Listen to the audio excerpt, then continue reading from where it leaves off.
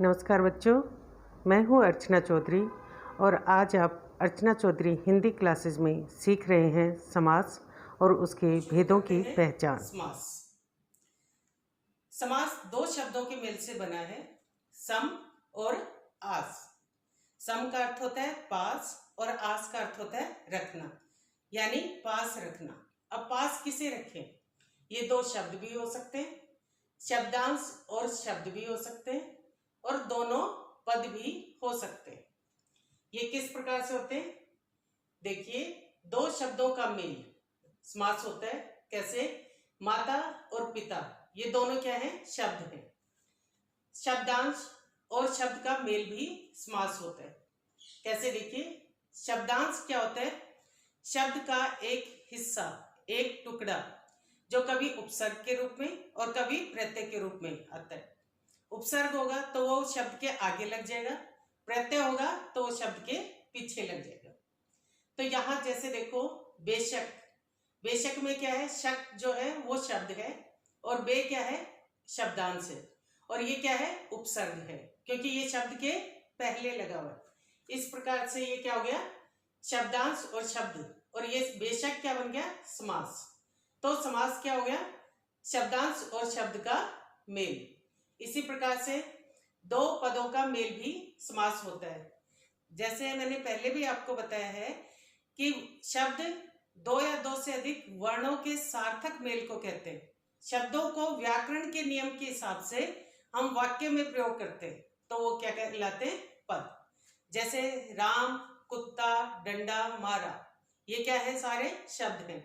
लेकिन जब हमने इन शब्दों का वाक्य में प्रयोग किया, राम ने कुत्ते को डंडे से मारा, तो जब ये पूरा एक वाक्य बन गया, इस समय राम, कुत्ता, डंडा, मारा, ये सब क्या है? पद है। तो यहां समास में पद कैसे होते हैं? जब समास में विभक्ति चिन्ह लग जाते हैं तो वो क्या हो जाते हैं? पद।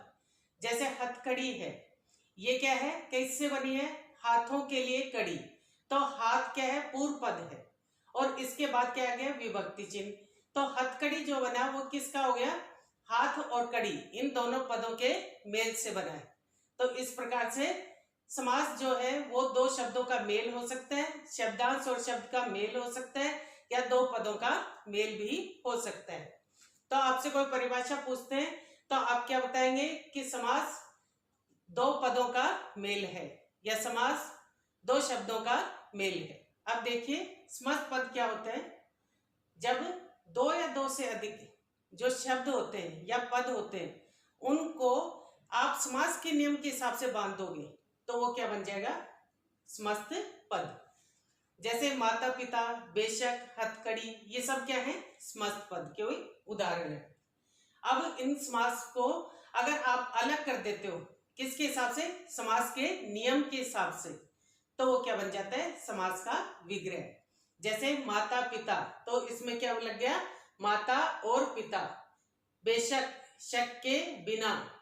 हथकड़ी, हाथों के लिए कड़ी। विग्रह जो हुआ है ये किस हिसाब से हुआ है?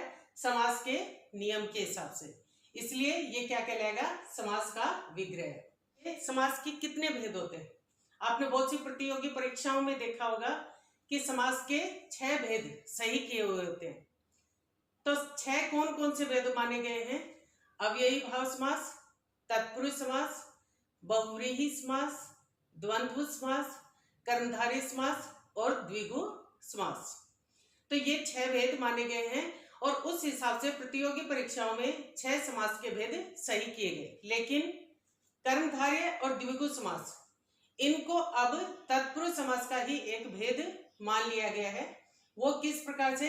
क्योंकि तत्पुरुष समास में भी उत्तर पद प्रधान है, और कर्मधारय और द्विगु समास में भी उत्तर पद प्रधान है। तो इस प्रकार से ये दोनों कर्मधारय और द्विगु समास तत्पुरुष समास के भेद माने जाने के कारण अब समास के कितने भेद माने जाते हैं? 4। कौन कौन से? अव्ययी भाव समास, तत्पुरुष समास, बहुव्रीहि समास और द्वंद्व समास। कर्मधारय और द्विगु, ये किसके भेद हैं? तत्पुरुष समास के भेद।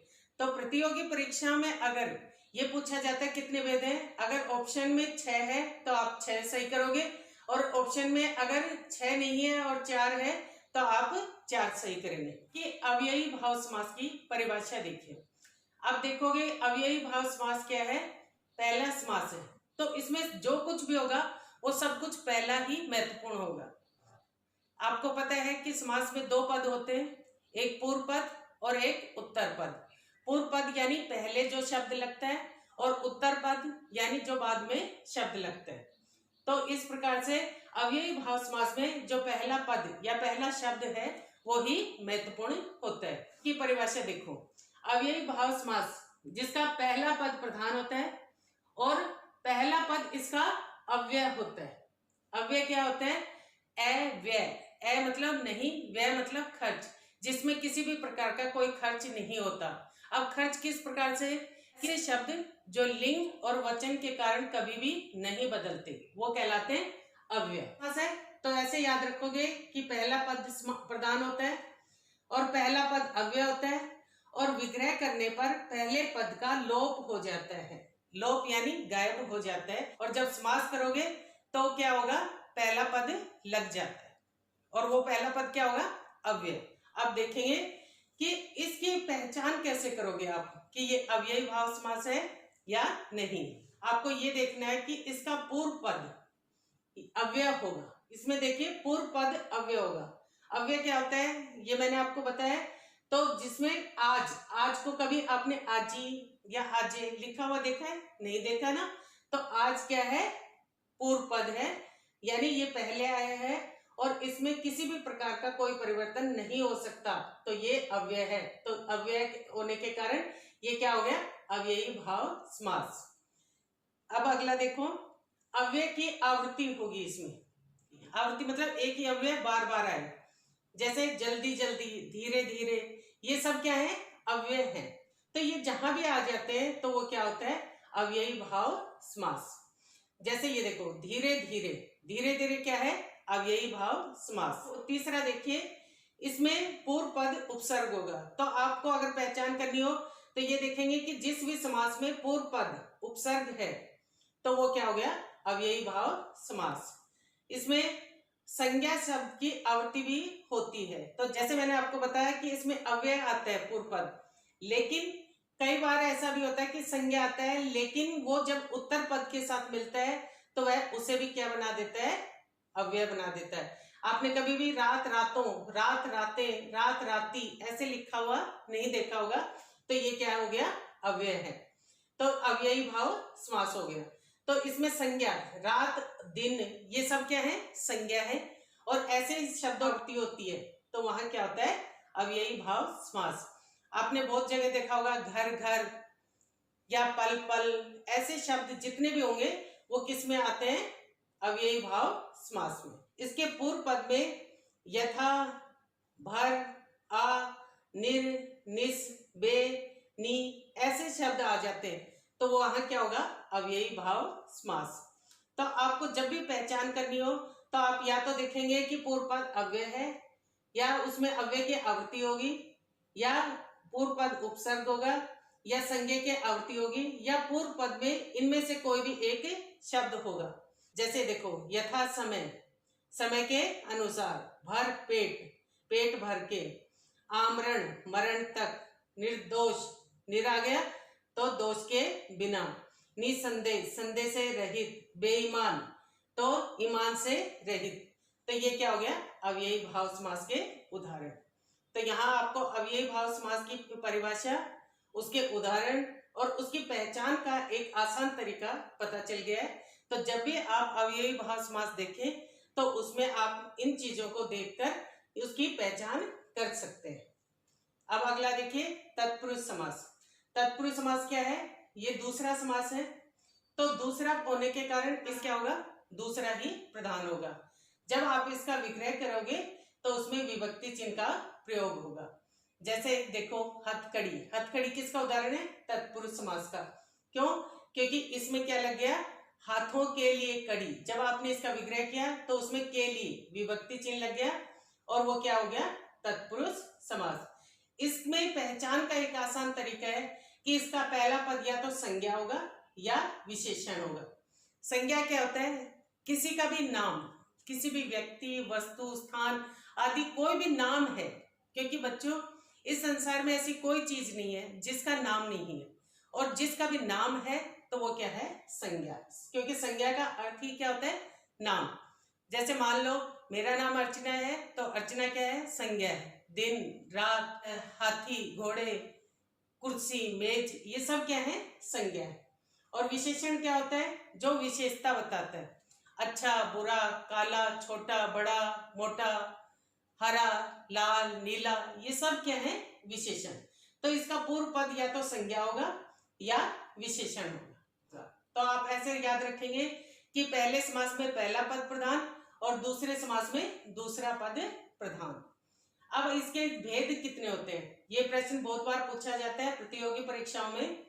जैसे भेद कितने होते हैं बच्चों, इसके भेद दो ही होते हैं, एक समानाधिकरण और एक व्यधिकरण।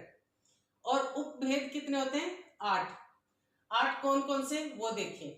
कर्मधारय, द्विगु, कर्म, करण, संप्रदान, अपादान, संबंध और अधिकरण तत्पुरुष समास। कर्म की विभक्ति चिन्ह क्या होता है, को, करण से, के द्वारा, संप्रदान को, के लिए, अपादान से आता है, इसमें भी आता है, करण में भी और अपादान में भी। लेकिन करण में कहाँ आता है, साधन के रूप में प्रयोग किया जाता है। जैसे हस्तलिखित, हाथों से लिखित, तो लिखने के लिए हमने किसका प्रयोग किया, हाथों का। तो इस प्रकार से हमने साधन क्या प्रयोग किया, हाथ, तो वहां क्या हो गया, करण समास।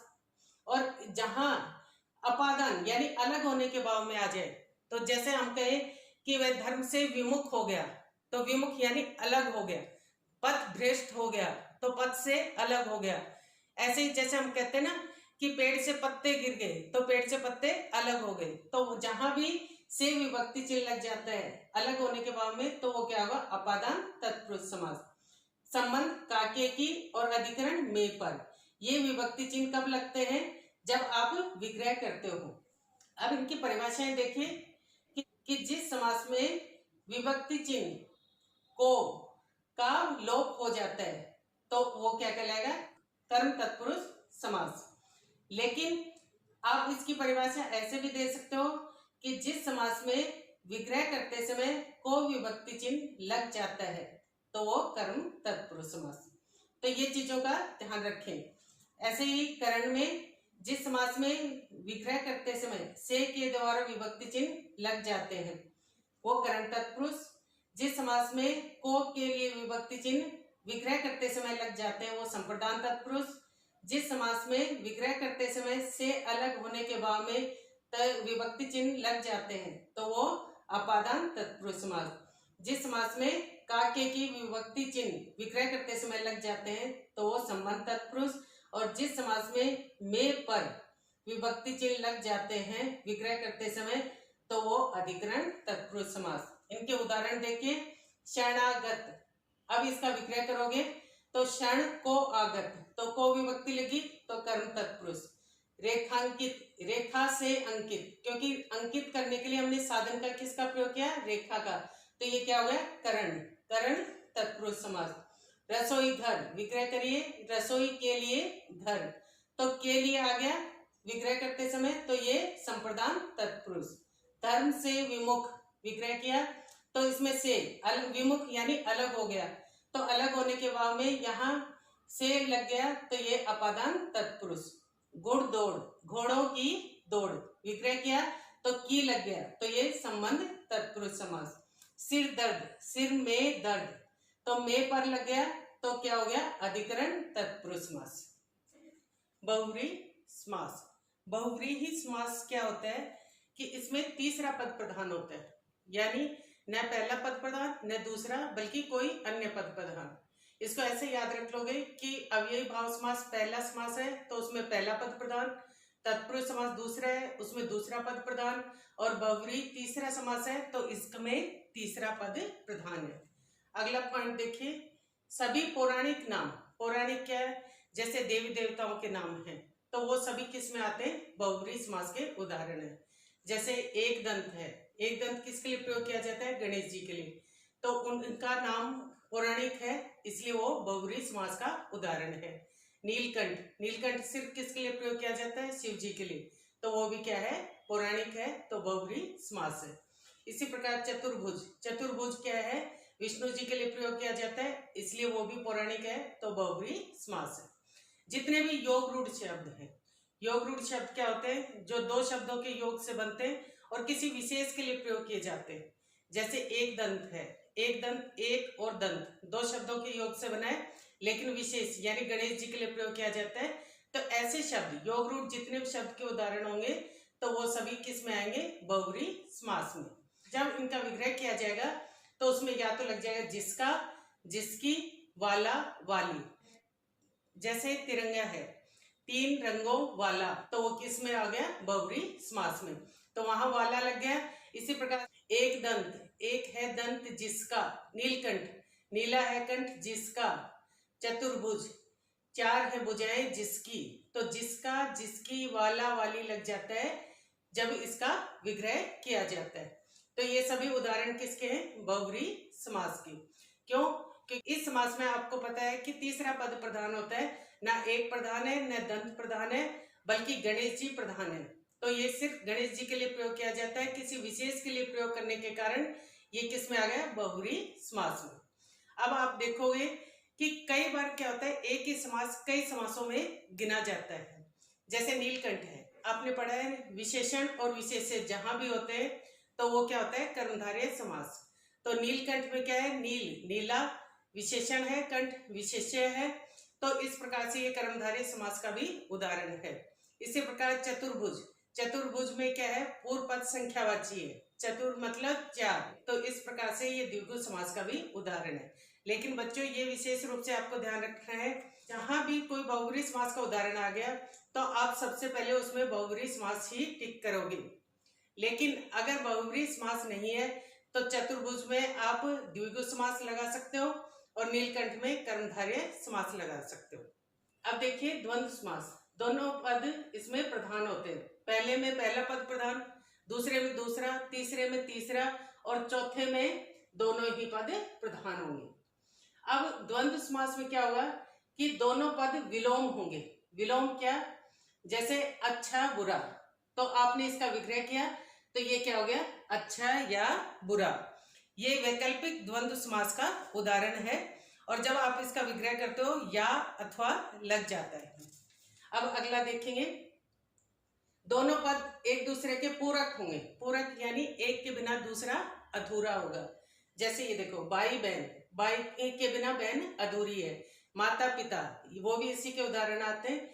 जब आप इनका विग्रह करते हो तो इसमें और या तथा लग जाता है और ये किसके उदाहरण होते हैं, इतरेतर द्वंद्व समास के। तीन शब्द एक साथ आ जाए, जैसे आन बान शान और तन मन धन, तो ये शब्द कैसे आएंगे, इसमें योजक चिन्ह नहीं आएगा, लेकिन जब आप इसका विग्रह करोगे तो इसमें योजक चिन्ह लगा दोगे। तो ये है द्वंद्व समास का उदाहरण, जहां तीन शब्द एक साथ आ जाए तो द्वंद्व समास का उदाहरण होगा और जब विग्रह करोगे तो उसमें योजक चिन्ह लग जाएगा। योजक चिन्ह क्या होता है, ये जो निशान है ये योजक चिन्ह का निशान है। ये सार्थक और आम भाषा का शब्द कहीं भी आ जाए तो वो द्वंद्व समास का उदाहरण होगा। जैसे देखो, खाना वाना, खाना क्या है, सार्थक है और वाना आम बोलचाल की भाषा का शब्द है।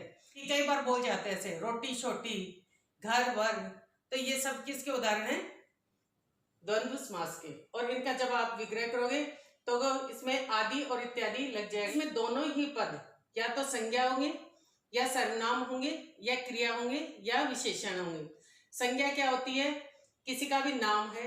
सर्वनाम जैसे वह, वे, मैं, तुम, ये जो संज्ञा के स्थान पर प्रयोग किए जाते हैं। क्रिया जैसे खाना पीना, रोना धोना, हंसना, ये सब क्या है, क्रिया है। विशेषण जो किसी की विशेषता बताता है, जैसे अच्छा बुरा, छोटा बड़ा, काला पीला, ये सब क्या है, विशेषण है। तो ये सब किसके उदाहरण है, द्वंद्व समास के।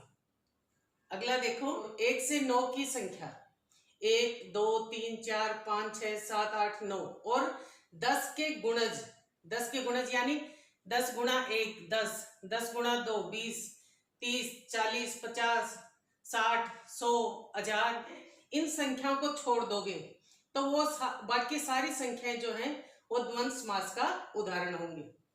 जैसे 1 2 तो आप उसका विग्रह करोगे 1 और 2। इसी प्रकार से आप देखोगे 24 4 और 20 तो वो किसके उदाहरण है? द्वंद्व समास के। अब अगला देखिए द्विगु समास। द्विगु समास में क्या होता है कि पूर्व पद हमेशा इसमें संख्यावाची होता है। संख्यावाची क्या होता है बेटा? यानी पहला शब्द क्या होगा? 1 से 9 तक की संख्या होगी, तो वो क्या होगा? द्विगु समास। दूसरा क्या है इसकी पहचान का तरीका कि वो समूहवाची शब्द होगा। समूहवाची जैसे वार्षिक हो गया, पखवाड़ा हो गया, सप्ताह हो गए, इसमें एक समूह का बोध करा रहा है। जैसे वार्षिक है तो उसमें वर्षों का समूह है, शताब्दी है 100 वर्षों का समूह है, इसी प्रकार से सप्ताह है 7 दिनों का समूह है। तो वो समूहवाची शब्द जितने भी होंगे तो वो द्विगु समास के उदाहरण होंगे। जब भी आप इनका विग्रह करोगे तो उसमें या तो समूह लग जाएगा या समाहार। जैसे ये देखिए त्रिभुवन, त्रिभुवन होता है जगत, तो त्रि पहला है संख्यावाची, तो 3 जगत का समाहार या 3 भुवनों का समूह। तो आप इसमें समूह भी लगा सकते हो और समाहार भी लगा सकते हो, किसमें? द्विगु समास में। फिर इसके अलावा 1 से 9 की जितनी भी संख्याएं हैं तो वो किस में आती है? द्विगु समास में। 10 के गुणज और 9 संख्या जैसे 19 29 39 49 59 ये सब किस में आते हैं? द्विगु समास के उदाहरण है। इसके अलावा 10 के गुणज, 10 के गुणज मतलब कि 10 20 30, द्वंद्व समास में तो 10 20 30 नहीं आते, उनको छोड़कर आते हैं। और इसमें क्या है? 10 20 30 ये सभी जितने भी उदाहरण हैं वो द्विगु समास के उदाहरण है। इसको उदाहरण द्वारा स्पष्ट करते हैं हम। त्रिभुवन 3 भुवनों का समूह, ये संख्यावाची है तो विग्रह किया, समूह लग गया। इसी प्रकार से वार्षिक, ये क्या है? समूहवाची। समूह मतलब इसमें एक ग्रुप का या एक समूह का बोध करा रहे, तो वर्ष का समूह या वर्षों का समूह, तो वो क्या हो गया? द्विगु समास का उदाहरण। तो इसको पहचान करना हो तो ये सब चीजें आप ध्यान से अच्छे से समझ लें और इनको अच्छे से याद कर लें। इनमें से कोई भी एक होगा तो वो द्विगु समास का उदाहरण होगा। अगला देखिए कर्मधारय समास। क्या है? तत्पुरुष समास का ही एक भेद है और द्विगु समास भी तत्पुरुष समास का भेद है। और इन दोनों समासों में क्या उत्तर पद यानी दूसरा पद जो है वो प्रधान होता है। तो इसमें आप देखेंगे कि इसका उत्तर पद हमेशा प्रधान होगा, पहला पद विशेषण होगा और दूसरा पद विशेष्य होगा। जैसे देखो महान पुरुष, महान है जो पुरुष, इस प्रकार से आपने इसमें देखा महान, महान मतलब विशेषण हो गया और पुरुष विशेष्य हो गया। जब विग्रह किया तो इसमें क्या लग गया? महान है जो पुरुष, तो ये क्या हो गया? कर्मधारय समास। इसका पूर्व विशेष्य होगा, उत्तर पद विशेषण होगा। पुरुषोत्तम, पुरुष क्या है? विशेष्य है और उत्तम विशेषण है। जब आप विग्रह करोगे उत्तम है जो पुरुष, तो इस प्रकार से उत्तर पद उसको पहले ले जाओगे और जब इसका विग्रह करोगे और है जो लग जाएगा और वो कर्मधारय समास बन जाएगा। या फिर इसमें क्या होगा? उपमान उपमेय का संबंध होगा। पहला पद उपमान होगा, जैसे चंद्र है, उपमेय मुख। उपमेय उपमान क्या होता है कि जिसकी तुलना की जाती है तो वो क्या होती है? उपमेय, और जिसके साथ तुलना की जाती है वो होता है उपमान। तो इसमें देखेंगे चंद्र, जो चंद्रमा के समान मुख, इसका विग्रह हो जाएगा। जब विग्रह करोगे के समान लग जाएगा तो वो क्या हो जाएगा? कर्मधारय समास। अब अगला देखें, उपमेय और उपमान का संबंध होगा। जैसे कर, कर क्या है? उपमेय है। उपमान क्या है? कमल, ये कर रूपी कमल, तो इसमें रूपी लग जाएगा। जब उपमेय पहले आएगा और उपमान बाद में आएगा तो वो क्या बन जाएगा? कर्मधारय समास का उदाहरण। या दोनों पद ही विशेषण हो सकते हो। अच्छा बुरा, अच्छा क्या है? विशेषण है और बुरा भी क्या है? विशेषण है। जब आप इसका विग्रह करोगे तो ये बनेगा जो अच्छा है जो बुरा है, तो इस प्रकार से ये हो जाएगा कर्मधारय समास। अब इसमें देखोगे कर्म, कर्म मतलब काम, धार्य मतलब धारण करने वाला। तो कोई भी काम करने वाला, जैसे सुनार है, लोहार है, सब्जी वाला है, कुम्हार है, तो ये सभी किसमें जो भी काम करते हैं तो वो सब किसमें किसके उदाहरण होंगे? कर्मधारय समास की। जैसे स्वर्णकार, स्वर्ण का काम करने वाला, कर्मधारय समास। सब्जी वाला, तो सब्जी का कार्य करने वाला, तो वो क्या हो गया, कर्मधारय समास। सभी समासों की पहचान मैंने बता दी है, इनको अच्छे से याद कर लीजिए। तो यहाँ आपको समास अच्छे से समझ में आ गए होंगे और किसी भी प्रकार की आपको समस्या नहीं होनी चाहिए। अगले वीडियो में हम करेंगे इसका अभ्यास और उसके लिए मैं कुछ महत्वपूर्ण प्रश्न उत्तर दूंगी। उम्मीद है आपको ये वीडियो पसंद आया होगा। अगर पसंद आया है तो इसे लाइक करें, शेयर करें और अभी तक सब्सक्राइब नहीं किया है तो नीचे लिखे सब्सक्राइब बटन को दबाकर सब्सक्राइब करें। पिछले वीडियो के लिंक मेरे डिस्क्रिप्शन बॉक्स में आपको मिल जाएंगे। धन्यवाद।